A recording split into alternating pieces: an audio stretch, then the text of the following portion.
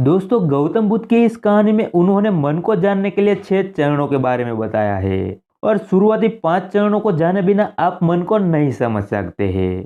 तो चलिए जानते हैं इस कहानी के बारे में। एक बार एक व्यक्ति गौतम बुद्ध के पास गया और पूछा कि मन को नियंत्रित करने का पहला चरण क्या है। बुद्ध कहते हैं, अपने मन को समझने का पहला चरण है इसके द्वारा दिए गए लालच की व्यर्थता को देखना, क्योंकि जब मन शांत होता है तो कई तरह के लालच देता है। जिसने मन द्वारा दिए इन लालचों को पहचान लिया, उसने मन को समझ लिया। फिर व्यक्ति बुद्ध से पूछता है, लेकिन हमें ये कैसे पता चलेगा हमारा मन हमें लालच दे रहा है और वह लालच व्यर्थ है। इसका जवाब देते हुए बुद्ध कहते हैं, अनुभव से।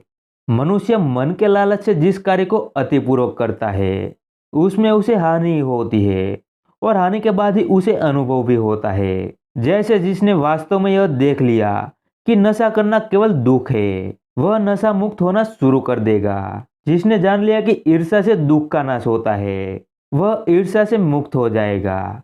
मन को समझने का यही पहला चरण है। व्यक्ति बुद्ध से पूछता है, यदि व्यक्ति पहले चरण से यह जान जाता है कि वह मन द्वारा दिए गए लालचों के कारण दुखी है, तो फिर दूसरा चरण क्या है? बुद्ध कहते हैं, खोज पर निकलना। दूसरे चरण के लिए ऐसे व्यक्ति की खोज पर निकलना होगा जो कि पहले ही अपने मन को जान के इससे मुक्त हो चुका है, क्योंकि वही तुम्हारा मार्गदर्शन कर पाएगा। व्यक्ति कहता है, लेकिन ऐसे व्यक्ति की पहचान कैसे होगी? बुद्ध कहते हैं, यही तीसरा चरण है।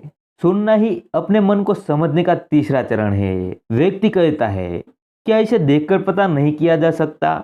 बुद्ध कहते हैं, देखने में कोई व्यक्ति बहुत शांत और अच्छा लग सकता है, लेकिन इसके मन के भीतर क्या है यह उसके शब्दों से ही पता चलता है। लेकिन किसी की बातों पर तब तक विश्वास नहीं करना चाहिए जब तक वह तुम्हारे विवेक की कसौटी पर खरा ना उतर जाए। बुद्ध कहते हैं, कर्म ही मन को समझने का चौथा चरण है।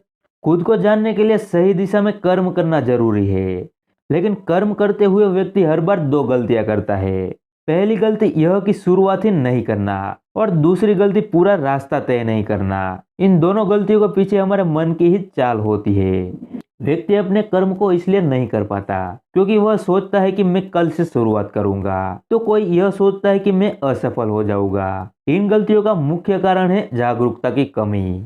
इसके बिना मन व्यक्ति को उसके सही दिशा में चलने नहीं देता। बुद्ध कहते हैं, मन को जानने और समझने का पांचवा चरण है जागरूकता। इसलिए हर कार्य को जागरूकता के साथ करो। बिना जागरूकता के किया गया कार्य या फिर जिया गया क्षण मृत्यु का समान है। व्यक्ति बुद्ध से पूछता है, अपने जागरूकता के स्तर को कैसे बढ़ाया जा सकता है? बुद्ध कहते हैं, ध्यान से। ध्यान ही मन को जानने, समझने और नियंत्रित करने का अंतिम चरण है। यानी ध्यान ही वह नाव है जिस पर बैठ मन रूपी नदी को पार किया जा सकता है। जिस व्यक्ति ने शुरुआती 5 चरणों से ध्यान को जान लिया, उसने अपने मन को जान लिया। दोस्तों, आपको इन 5 चरणों से क्या सीख मिली, हमें नीचे कमेंट में जरूर बताएं। धन्यवाद।